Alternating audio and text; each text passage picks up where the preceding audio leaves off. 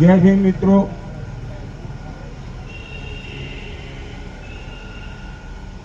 आज एक विचित्र किस्म का मैं संयोग देख रहा हूं कि मजदूर दिवस को डॉक्टर अम्बेडकर के जन्मदिन के साथ जोड़ा गया है। देखिए, जो मजदूर दिवस के बारे में जो जेनेसिस है कि वो कैसे शुरू हुआ, वो एक अलग घटना है। कहाँ अमेरिका के अंदर मजदूरों का सामूहिक तौर पर उनका वध किया गया, उनको मारा गया, जो सिर्फ अपने वर्किंग आवर्स फिक्स करने की लड़ाई लड़ रहे थे कि हमें काम करने के लिए कितना समय मिलना चाहिए, 8 घंटे हमारे काम करने के होने चाहिए। उस मुद्दे को लेकर वो लोग आंदोलन कर रहे थे। वहां उनके साथ उनका मैसेकर किया गया, उनकी हत्याएं की गई। तभी तय किया गया, 1886 की बात है, 1886, आज से कम 150 साल पहले तब ये तय किया गया कि ये जो मैसेकर अमेरिका में हुआ है उसको हम लेबर डे के रूप में मनाएंगे। 1 मई को लेबर डे के रूप में मनाएंगे। तो अब इधर दूसरा देखिए, दूसरी तरफ देखिए, जब डॉक्टर अम्बेडकर 1942 में एग्जीक्यूटिव कमेटी के मेंबर बनते हैं, ब्रिटिश गवर्नमेंट ने उन्हें मंत्री बनाया जाता है, तो सबसे पहला काम डॉक्टर अम्बेडकर ने जो शुरू किया वो लेबर रिफॉर्म का काम किया। Labour reform, working hours fix करने के लिए हिंदुस्तान के अंदर। फिर उनके वेजेस, उनकी तनख्वाहें क्या होनी चाहिए। उसके बाद उनका जीपी एक्ट, उनका प्रोविडेंट फंड, ये सब जो सर्विसेज के अंदर जो बेनिफिट मिलते हैं वो कैसे होने चाहिए। तो मैं वो समझ रहा हूँ कि जो लेबर डे है, और डॉक्टर अम्बेडकर ने 1942 में जो सबसे पहले लेबर पे काम शुरू किया। देखिए, लेबर पार्टी बनाई डॉक्टर अम्बेडकर ने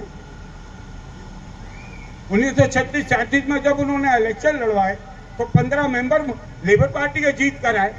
तो कितना संयोग है देखिए डॉक्टर अम्बेडकर में और आज के अंदर, जो इन्होंने एक नया प्रयोग किया है कि लेबर डे के ऊपर डॉक्टर अम्बेडकर का जन्मदिन भी शामिल कर दिया।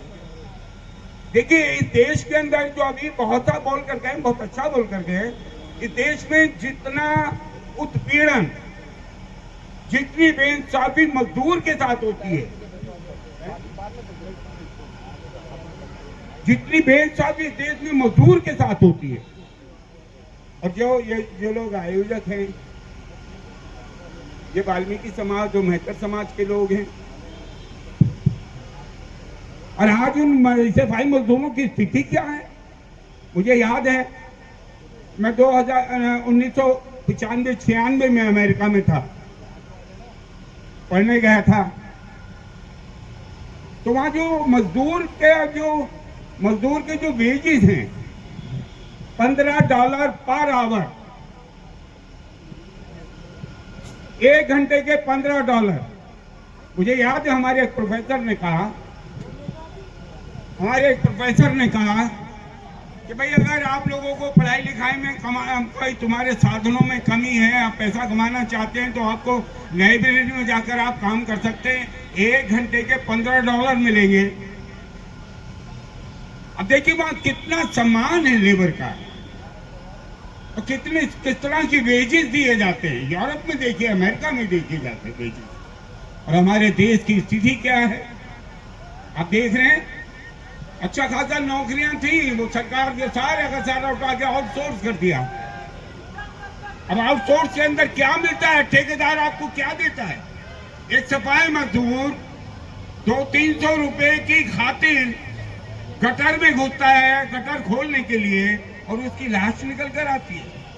और देख क्या रहे हैं हम मजदूरों के लिए, जितना उत्पीड़न इस देश के अंदर लेबर का होता है।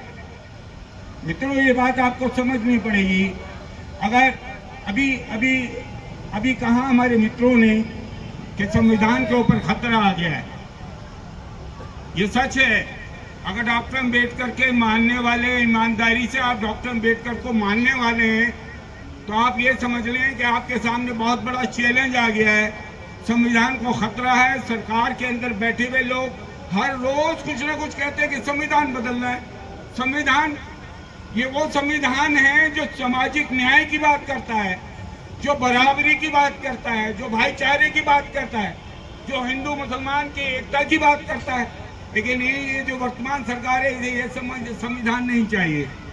उन्हें ना तो भाईचारा चाहिए समाज में, ना बराबरी चाहिए, ना वो किसी को न्याय देना चाहते हैं, जो ना सामाजिक न्याय की बात करना चाहते हैं। तो हम बड़े संकट के दौर में गुजर रहे हैं। मित्रों, मैं एक बात कहना चाहता हूँ, और खासतौर से अम्बेडकर के मानने वालों में मैं उन्हें बधाई भी देना चाहता हूँ कि वाल्मीकि समाज जिस लेवल पर आकर अब डॉक्टर अम्बेडकर को मानने लगा है, मैं उनके लिए उनको बधाई देता हूँ। और मैं चाहता हूं, लेकिन अब ये मानने से काम नहीं चलेगा। आपको संविधान बचाना है, ये बात समझ लें। मेरे पूर्व वक्ता मेरे सामने कहकर गए कि हमारा संविधान खतरे में है, हमारा संविधान खतरे में, आपका अस्तित्व खतरे में है। पूरा जो वंचित समाज है, पिछड़ा समाज है, माइनॉरिटी है, सबका जीवन खतरे में है उनका। आपको ये समझना पड़ेगा यहाँ से आप जाएंगे जब यहाँ से, कि हमको क्या करना है संविधान बचाने के लिए। सबसे बड़ी जिम्मेवारी अब हमारे सामने आ गई है संविधान बचाने की। मजदूर की स्थिति आपने देख लिया, काम छीन लिया गया, ठेकेदार के हाथ में दे दिया गया। क्या वेजेस मिलते, क्या होता है, ये एक एक आदमी जानता है। हम लोग जिद्दोजहद कर रहे हैं कि किसी तरह, अभी बहुत साहब ने ठीक तो कहा कि हमारे पास था क्या, हमारे पास कोई प्रॉपर्टी नहीं, जमीनें नहीं, खेती बाड़ी नहीं, कुछ नहीं। हमारे पास सिर्फ नौकरियां तो थी, नौकरियां हमसे छीन ली गई। हम ऐसे संकट के दौर में गुजर रहे हैं दोस्तों। इस मौके पर आप लोगों से सिर्फ एक निवेदन करना चाहूंगा। एक छोटा सा, बाबा साहब का एक छोटा सा सिपाही होने के नाते, क्या अब ये संविधान, बाबा साहब का दिया हुआ संविधान खतरे में है। हमें इसे बचाना है, इसके लिए तैयार रहना पड़ेगा। उसके लिए हमें कुर्बानियां देनी पड़ सकती हैं, हमें उसके लिए तैयार रहना पड़ेगा। मित्रों, यही बात कह के मैं